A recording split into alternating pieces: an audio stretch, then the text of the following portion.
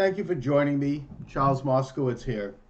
I want to talk a little bit about the historic and even present significance of monarchy as an institution. Aristocratic rule by a nation over a nation. Something that obviously is very discredited in this country because of our own American Revolution, of course. We got rid of King George III and established a republic, and rightfully, of course. But I want to just revisit the whole question of monarchy in world history and its significance and why it and its value actually. Firstly, monarchy is something that has existed in every continent, in every civilization. It existed in Europe, it existed in Asia, Africa. The Native American tribes had monarchs, so they called them chiefs or whatever. Every nation has a variation of title. They were usually hereditary, but not always. In some cases, they'd be appointed. But either way, they all had monarchs. And it was an institution that, for better or for worse, united a nation. We had a coherence, a quality of centralization and identity for a nation state. And it transcended politics, at least theoretically. I mean, obviously, the reality is it didn't, but in most cases. But nevertheless, I mean, just to use an example, in the United States, a monarch would not be either a Democrat or a Republican, would not be a liberal or a conservative, would not be on the left or on the right. They wouldn't get involved in factional politics, as James Madison would say, because they would have to represent, and they would represent, the entire nation. They would represent all the people of that nation. They would have a unifying factor that even though we're squabbling over intricate details in politics, we support the king. The king is the foci, the central point upon which we express our admiration for our nation, which we look to for consistency. And that the king, putting aside the fact that many of them had absolute power and they were wrong and evil, nevertheless, they would be looked to adjudicate questions of politics, at least behind the scenes, if not formally, and they would be respected as for playing that role. Whether or not they as individuals were to be respected is, of course, another question as well. But the point is that there is a value in that. there is a it has a it is there is a worth in it, and that the attempts to abolish monarchy often are accompanied by the replacement of the monarch with communism in modern times, and with a merge toward a world order, which the monarch was a natural check against. It was part of a system of checks and balances against the encroaching power of the globalist, traditionally and today. The nation states, let's just do a quick look at the Bible. The nation states were basically established when Nimrod tried to overthrow God in heaven by building the Tower of Babel and reach into the heaven, grab God by the throat, bring him down to earth and put him into a steel cage, and then rule the universe as man. And God, of course, rebuked Nimrod and destroyed his movement by destroying the Tower of Babel and scattering the nations to the four corners of the world, giving them all different languages. That was the beginning of sovereignty, the beginning of separate nationhood. And then, of course, the Bible goes into very intricate details with regard to the borders of nations, particularly the borders of the 12 tribes of Israel and where they were to reside, and the between the Jordan River and the sea. And this is, in a sense, setting the stage for all of mankind to look at the very difficult, thorny, and at times fractious and warlike process of establishing national borders and national identity.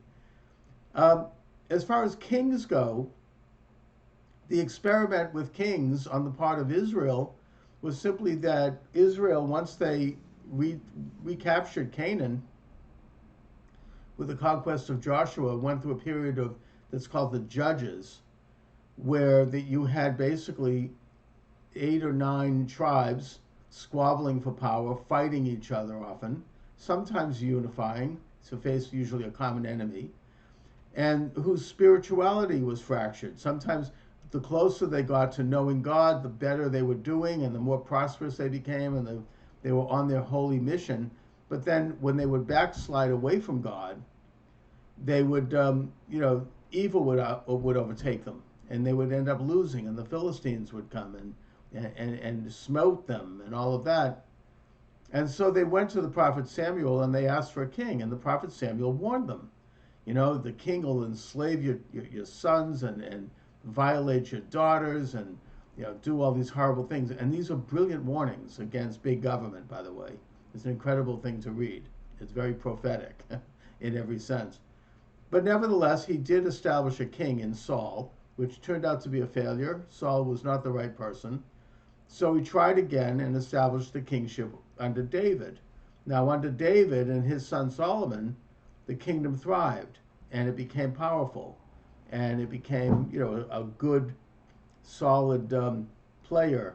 They built the temple in Jerusalem. They established theocratic powers with a high priest who would be separate from the king, by the way, and that together they would rule. In a way, the Roman Catholic Church imitates this and did for 1,000 years very successfully by having a pope who is the vicar of Christ, representing Jesus on earth, who is the Messiah, and that the pope would essentially maintain spiritual domain over the kings, who had divine right to rule their nations, but who would answer to the pope in terms of their moral, attitude, and the fact that the pope represented their ability as individuals ultimately to achieve heaven and to have an afterlife and to and all those things, or they could lose that right if they were evil.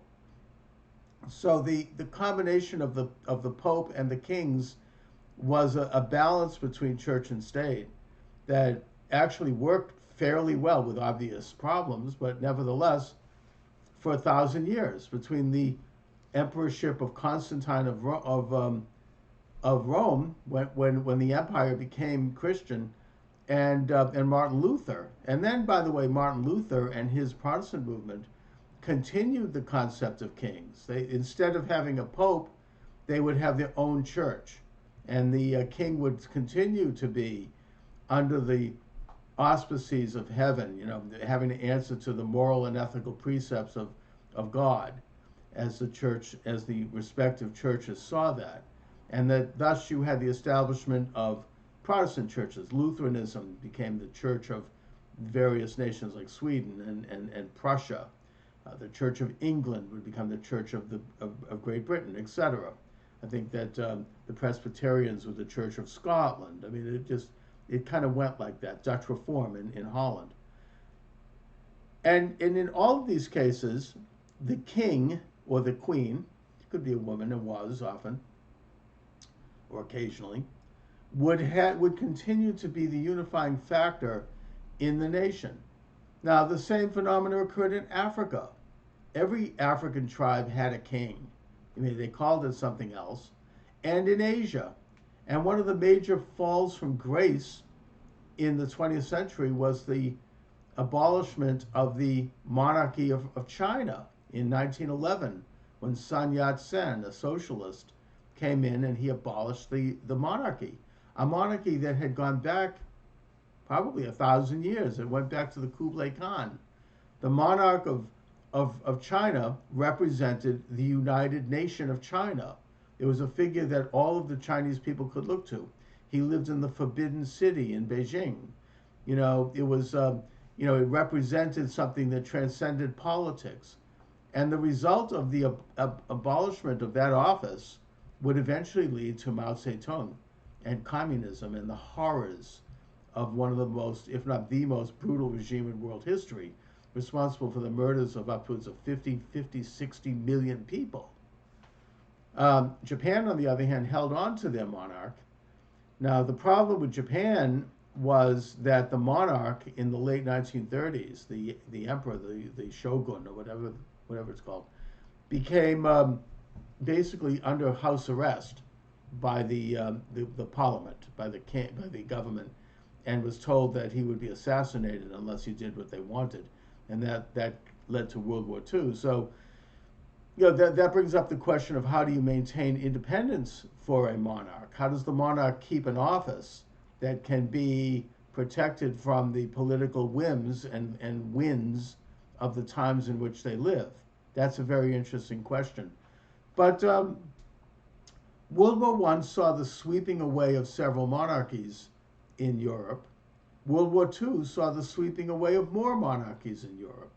I mean, World War One led to the abolition of the Tsar. Now, Tsar Nicholas II was, not maybe a great guy in many ways, but the country, he was loved by the country. He upheld the church. His motto was all things in Christ. He was a moral authority. Maybe he should have had his powers clipped a bit with some constitutional reforms. And that's exactly what did happen under Kerensky.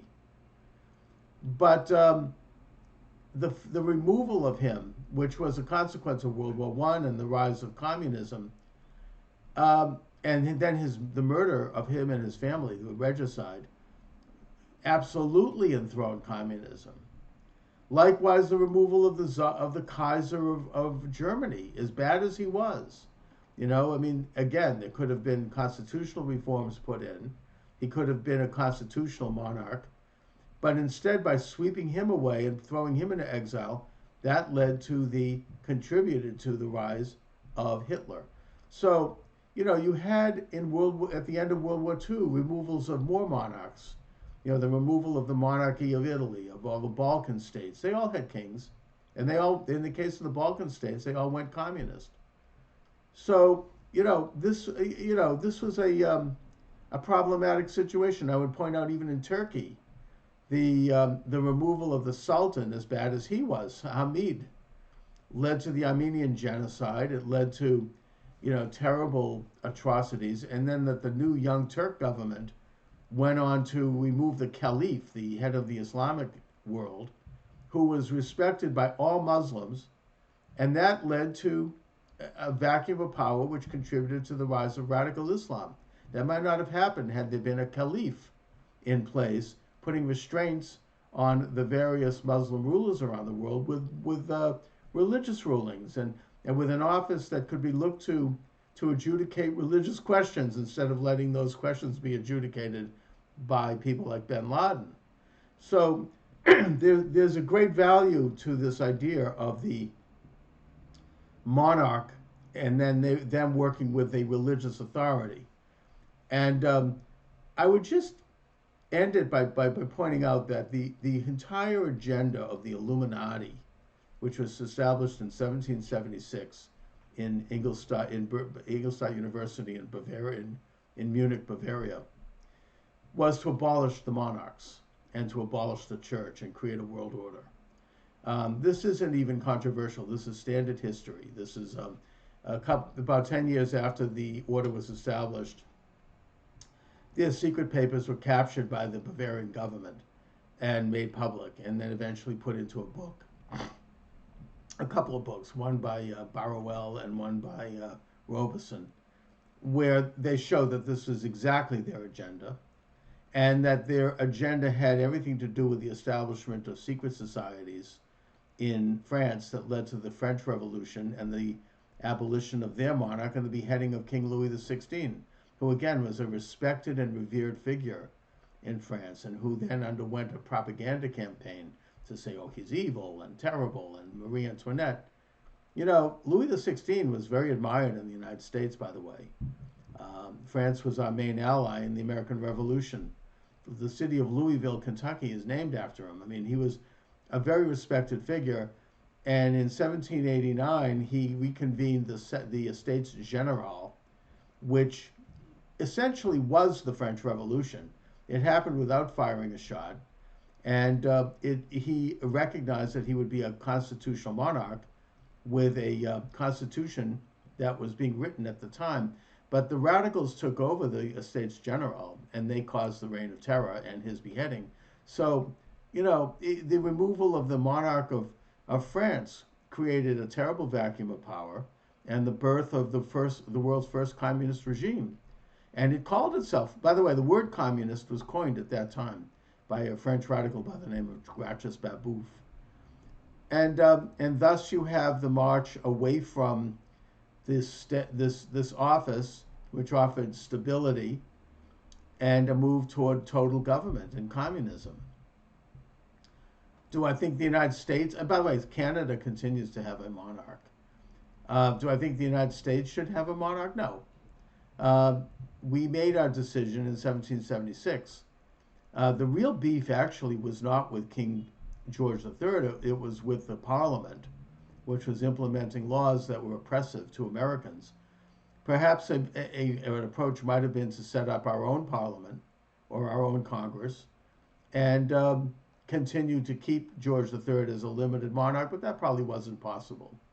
The point is that instead of having a monarch in 1789, we recognized the Republic of the U.S. Constitution, and the president was given powers that are somewhat similar to a monarch, but limited by a constitution, by a 4-year term, and by all the systems of checks and balances. So, that's worked out very well for the United States. I'm not suggesting here that monarchs should be brought back in other countries. I'm simply pointing out that there is a benefit to having an office that transcends politics, that is recognized as legitimate by all the people of that nation, and that is respected by the people of that nation. And that the movement to remove those offices was not pure. These were not necessarily evil people. Some of them were not good, but the point is that they could have been checked by constitutional power, balances. But either way, the movement to remove them was the problem. And the results have been historically pretty bad if you look at the history of the movements that replaced these monarchs, whether those movements be communism, Nazism, or radical Islam. Anyway, thanks for watching, everyone. Those are my thoughts for this afternoon. Have a great day.